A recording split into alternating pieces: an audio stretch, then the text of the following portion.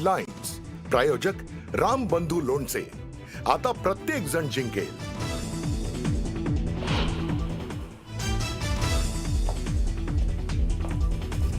राज्यातील जिल्हा परिषद आणि पंचायत समित्यांच्या निवडणुकांची घोषणा याच आठवड्यात होण्याची शक्यता. वरिष्ठ सूत्रांची माहिती. तर राज्य निवडणूक आयोगाच्या पत्रकार परिषदेच्या तारखेकडे लक्ष.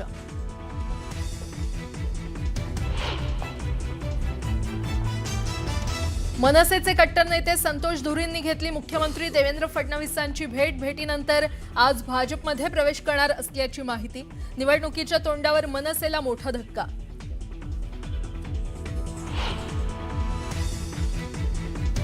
मुख्यमंत्री देवेंद्र फडणवीस यांची नागपुरात होणार प्रकट मुलाखत. युतीच्या उमेदवारांकडून मुलाखतीचं आयोजन.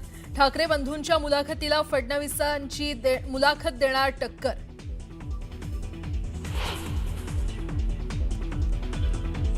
तुम्ही पालकमंत्री आणि 5 वर्षात तुम्ही काय केलं हे विचारतात. अजित पवार या शहरातील जनता खुळी नाही. मंत्री चंद्रकांत पाटलांकडून उपमुख्यमंत्री अजित पवारांना उत्तर.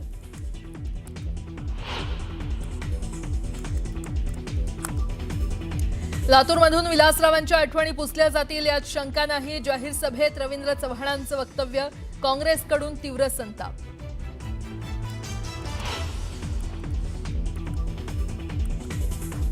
वीस वर्ष मुंबईत भाजप ठाकरेंसोबत सत्तेत होतं तेव्हा अनेक पदं उपभोगली. 25 वर्ष तुम्ही काय केलं या भाजपच्या टीकेला आदित्य ठाकरेंचं उत्तर.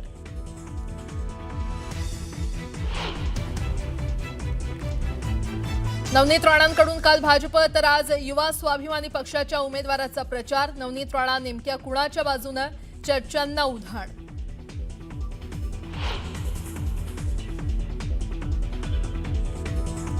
निवृत्त होतो असं मी म्हटलेलं नाही. निवृत्तीचे संकेत कुणी दिले. राजकारणातून निवृत्त होण्याच्या चर्चेवर नारायण राणेंची मिश्किल प्रतिक्रिया.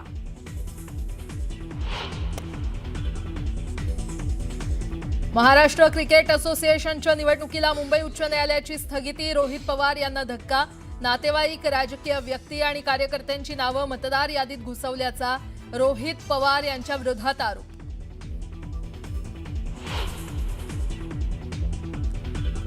पुण्याचे माजी खासदार सुरेश कलमाडी यांचं निधन. वयाच्या 82व्या वर्षी घेतला अखेरचा श्वास. दीर्घ आजारानं सुरेश कलमाडी यांचं निधन. चिंचवडमधील प्रभाग क्रमांक 30 मध्ये भाजपकरता अत्यंत प्रतिष्ठेची असलेली अशी लढत. या लढतीमध्ये कोण बाजी मारतं याकडे शहराचं लक्ष आहे. पण पाणी पुरवठा, खेळाचे मैदान, विकास आराखड्यातील बाबी या गोष्टींना आपण नगरसेवक झाल्यानंतर प्राधान्य देणार असल्यानं मतदार आपल्यालाच कौल देतील असा विश्वास भाजपचे ज्येष्ठ नेते उमेदवार संजय नाना काटे यांनी व्यक्त केला. त्यांच्याशी संवाद साधला आमचे प्रतिनिधी गोविंद वाकडे यांनी. ज्यांच्यावर या प्रभागातल्या पॅनलची भिस्त आहेत ते संजय नाना काटे आपल्या सोबत आहेत. नाना, तुम्ही जर नगरसेवक झाला तर कोणत्या गोष्टींना, प्रश्नांना प्राधान्य देणार? नागरिकांच्या ज्या मूलभूत सुविधा आहेत त्या सुविधा नागरिकांना मिळायला हव्यात. त्या आजही आमच्याकडे मिळालेल्या नाहीत. त्यासाठी माझा विशेष प्रयत्न राहील. त्यामध्ये पाण्याची टाकी आहे, त्याचप्रमाणे खेळाचं मैदान. मुलांसाठी आम्हाला इथं खेळाचं मैदान नाही आहे. मुलांना सांगवी, पिंपळीगुरू या ठिकाणी जाऊन खेळायला मुलं जात असतात. त्याचप्रमाणे ज्या स्पर्धा परीक्षा असतात आपल्या, त्यासाठी जे UPSC MSc परीक्षा लोक देतात मुलं, त्यासाठी अभ्यासिका आमच्याकडे नाही आहे. महानगरपालिकेच्या विकास आराखड्यामध्ये आरक्षण आहे, पण त्याचं भूसंपादन प्रक्रिया केलेली नाही आहे. 40 वर्षापासून असे आरक्षण आहेत. तर मुलांसाठी ते अभ्यासिका असेल, पाण्याची टाकी आहे, खेळाचं मैदान आहे. विकास आराखड्यावर 50,000हून अधिक हरकती आलेल्या आहेत. जरी आमच्या दापोडीमध्ये सुद्धा जे विकास आराखडा आपला जो प्रसिद्ध झालाय आता नव्याने, त्याच्यामध्ये मी 14 हरकती दिलेल्या आहेत. बरोबर. त्या 14 हरकतींमध्ये आमच्या स्मशानभूमीचं सुद्धा आहे की जे स्मशानभूमी, हिंदू स्मशानभूमी जी आहे तिथे दरवर्षी पाऊस आला की पुराच्या पाण्याखाली ती जात असते आणि तिथं पार्किंगची सुद्धा सुविधा नाहीये. यासाठी सुद्धा मी हातात 1 दशकाहून अधिक कार्यकाळ इकडचा सगळा कारभार होता, त्यांनी काय केलं असं वाटतं? राष्ट्रवादीचेच नगरसेवक गेले अनेक वर्षापासून पिंपरी चिंचवड महानगरपालिकेत जसे दापोडी 97 साली गेली, त्या 2002ला पहिली निवडणूक या ठिकाणी झाली, तेव्हापासून राष्ट्रवादीचेच प्रतिनिधित्व करतात. परंतु कुठल्याही प्रकारचं विकास करायला त्या प्रतिनिधीकडून झालेलं नाहीये आणि पार्टी पुन्हा त्यांनाच उमेदवारी देत असते, पण विकास काय होत नाहीये. तर तिथं लॉबिंग. अगदी शेवटचा प्रश्न की खरं तर सगळ्यात निकटवर्ती म्हणून अजित पवारांची तुमच्याकडे पाहिलं जात होतं. काय वाटतंय आत्ता जो तुम्ही निर्णय घेतला तो योग्य आहे का, तिकडे त्यांनी डावलल्याची खंत आहे, काय म्हणायचं? डावललं, नेत्यांनी डावललं असं मी म्हणणार नाही. शहरातलं जे लॉबिंग आहे ते लॉबिंग शहर नेत्यांपर्यंत योग्य माहिती जाऊन देत नाही आणि नेत्यांपर्यंत वेगळंच काहीतरी चित्र निर्माण केलं जातं आणि त्याचा फटका हा निश्चितच राष्ट्रवादी काँग्रेस पक्षाला बसणार आहे. आमच्यासारख्या कार्यकर्त्याला संधी दिली जात नाही, त्याच्यामुळे आम्हाला आता भाजपचा झेंडा हातात घेतलाय, काय विश्वास वाटतो? भाजपा हे भारतीय जनता पार्टी म्हणजे विकास हे जे सूत्र केंद्रापासून राज्यात आपण पाहतोय आणि एनसीपीचे नेते आदरणीय दादा सुद्धा भाजप बरोबरच आहे, त्याच्यामुळे वेगळा काही निर्णय घेतलाय असं मला वाटत नाही. आणि त्यामुळे आपण बघतो की प्रभाग क्रमांक 30 मधली ही सगळी जी उमेदवार आहेत ते खूप महत्वाच्या मुद्द्यावर निवडणूक लढता आहेत. जळगाव जिल्ह्यातील पाचोरा नगरपालिका निवडणुकीत शिवसेना आणि भाजप आमनेसामने उभे ठाकले होते. आता मात्र जळगाव पालिका निवडणुकीत शिवसेना आणि भाजपची युती पाहायला मिळते. शिवसेना आमदार किशोर पाटील हे भाजप उमेदवारांचा प्रचार करतायत. जळगावात विरोधकांचं अस्तित्वच उरलेलं नाही असा टोला त्यांनी लगावला. शिवसेना स्वतंत्र आणि भारतीय जनता पक्ष स्वतंत्र असा हा पाचोरामध्ये कलगीतुरा चालला आणि त्यानंतर आज महायुतीच्या प्रचारासाठी या ठिकाणी हा कसा आला हा प्रश्न कदाचित आपल्या सगळ्यांच्या समोर असेल. परंतु बांधवांनो, ती पाचोरा आणि भडगाव ही स्वतंत्र अशी नगरपालिका आहे आणि त्या नगरपालिकेमध्ये मला गिरीश भाऊंनी विचारलं की तू असं काय करतोय. त्यावेळेस मी गिरीश भाऊंना, मला वाटतं रेल्वे स्टेशनवरच मी भाऊंना उत्तर दिलं की भाऊ, जर का इथे राष्ट्रवादी, उबाठा, काँग्रेस यांचा अख्खा सत्यानाश झालेला असेल तर मी लढू कोणाबरोबर हा प्रश्न माझ्या समोर आहे.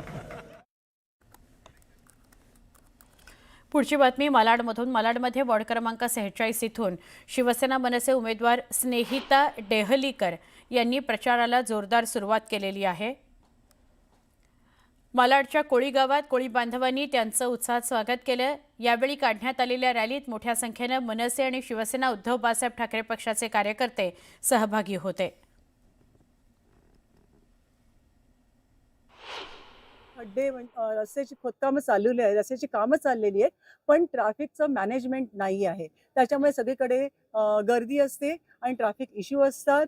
असं कोळी समाजात मी आलेली आहे, त्यांचे प्रॉब्लेम तर मी मच्छी मार्केटमध्ये जाते, ते नेहमी वेळोवेळी बघते की तिथे लाईट, संध्याकाळी ते लाईटच नसते, ते अंधारात आपले कामं करत असतात आणि मला वाटतं तिथे पण पाण्याचा प्रॉब्लेम वगैरे हा असणारच आहे. आणि मला असं वाटतं एक नगरसेविका इतकी वर्ष इथे काम करते जी कोळी समाजातनंच आहे, मग या कोळी समाजाचे प्रश्न सोडवणार कोण? त्यांच्या ज्या समस्या आहेत त्या सोडवणार कोण? मग त्या पदावर येण्याचा अधिकार आहे का त्यांना? बोरिवली वॉर्ड क्रमांक 17 मधून भाजप उमेदवार डॉ. शिल्पा सांगोरे यांनी प्रचाराला सुरुवात केलेली आहे. प्रचारावेळी नागरिकांनी त्यांचं ढोलताशांच्या गजरात स्वागत केलंय. त्यांनी मतदारांशी संवाद सुद्धा साधला.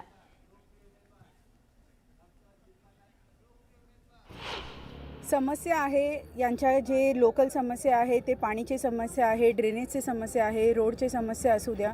डॉक्टर होण्याच्या नाते मला असं वाटतं आहे की साफसफाई, क्लेनलीनेस, स्वच्छ वातावरण आणि पाणी हा चांगलं असायला पाहिजे. हा आरोग्यामध्ये खूप हेल्प करतो. मग हे सर्व गोष्टींवर मी लक्ष देणार. आम्ही ज्यांना निवडून दिलं त्या कॅबिनेट मंत्र्यांनी आमच्या भागात काहीही विकास केलेला नाही अशी टीका राष्ट्रवादी काँग्रेसचे उमेदवार अमोल बालवडकर यांनी केली आहे. रविवारी उपमुख्यमंत्री अजित पवार यांनी बालेवाडीत सभा घेतली होती. यावेळी बालवडकर यांनी लावरे तो व्हिडिओचा फंडा वापरत प्रभागातील रखडलेल्या विकास कामांचे व्हिडिओज दाखवले होते.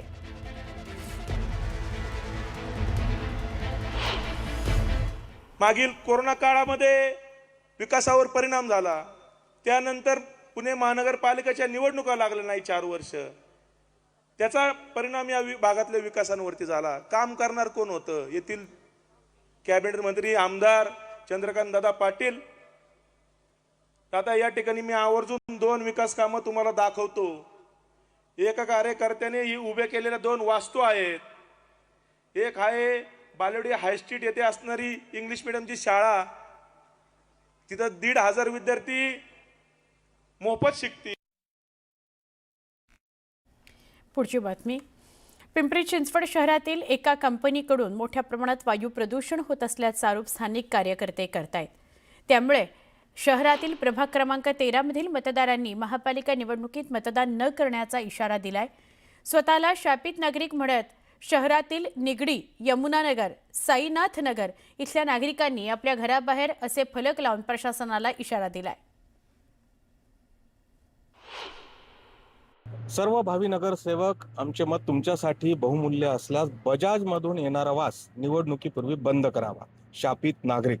पिंपरी चिंचवड शहरातील प्रभाग क्रमांक 13 आणि या प्रभागातील नागरिक आता वैतागले आहेत. खरं तर शहराची ओळख उद्योगनगरी म्हणून आहे, मात्र या शहरातले काही उद्योग नागरिकांच्या जीवावर उठलेत का असा प्रश्न निर्माण झालाय. असाच एक प्रश्न घेऊन आपण बघतोय की माझ्या समोर जी आहे ती ही बजाज ऑटो कंपनी आहे. देशातली सर्वाधिक नामांकित असलेली ही कंपनी आणि या कंपनीत येणारा जो उग्र वास आहे त्या वासामुळे हे नागरिक जे आहेत ते त्रस्त झालेले आहेत. यांच्या आरोग्याचे प्रश्न निर्माण झाले असं यांचं म्हणणं आहे. आणि हा वास बंद होत नाही तर आम्ही येणाऱ्या मतदानावर बहिष्कार टाकू असा तुमचा निर्णय झालाय. काय नेमकं इथं उत्पादन होतंय आणि काय त्रास होतोय? इथे त्यांचे इलेक्ट्रिक व्हेकल्स तयार होतात, किंबहुना R&D पण आहे त्यांचं इथं.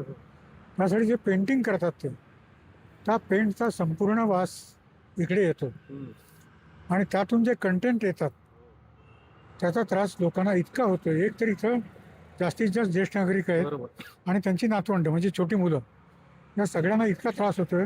छातीत दुखणं, खोकला येणं, कफचा त्रास होणं, डोकेदुखी, डोळ्याची जळजळ असे निरनिराळे त्रास त्यांना होतात. आम्ही गेली 2 वर्ष या गोष्टीसाठी कंपनीबरोबर लढतोय, पण ते योग्य आम्हाला प्रतिसाद. मला स्वतःलाही त्रास होतो. माझी छाती कफानं भरलेली आहे. इव्हन मी कंपनीला मीटिंगमध्ये चॅलेंज केलं होतं की माझ्या कफाचा सरकारी लॅबमध्ये ॲनालिसिस करा आणि त्यात जर यातले कंटेंट सापडले नाहीत तर तुम्ही म्हणाल ते आम्हाला मान्य आहे. पण हा चॅलेंज त्यांनी स्वीकारलेला नाही. पण आता काय थेट प्रश्न आहे तुमचा? आमचा प्रश्न एवढाच आहे की आमचा जे प्रॉब्लेम आहे त्रास ते कसा मिटणार त्याच्याकडे लक्ष द्यावं.